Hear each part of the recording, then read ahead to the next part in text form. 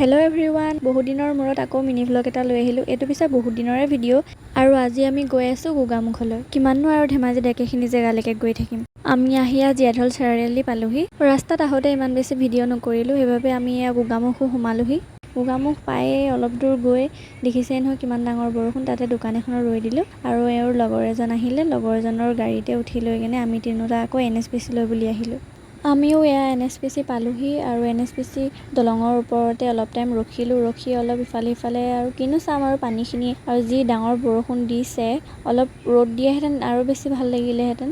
আমি আৰু ওপৰলৈ উঠি আহিলোঁ আৰু এফালে দেখিছেনো ৱাটাৰফলখিনি ইমান ধুনীয়া, আৰু মানুহ দুজন মানে আমাক লগ পাই কিনে একদম ধুনীয়া জেগা এটালৈ লৈ আহিলে। আৰু এইফালে পানী ঢৌখিনি দেখিছেনে, মূৰ চুৰ ঘূৰাই গ'ল। আৰু এইখিনিতে ফটো এখিনিমান মাৰি ল'লোঁ আৰু বেছি টাইম নকৰিলোঁ, বতৰো যিহেতু বেয়া, সেইকাৰণে আমি সোনকালে গুচি আহিলোঁ আৰু আহি কিবা এটা খাওঁ বুলি সোমালোঁ। এইফালে মই ফ্ৰাইড ৰাইচ আৰু ম'ম' ল'লোঁ।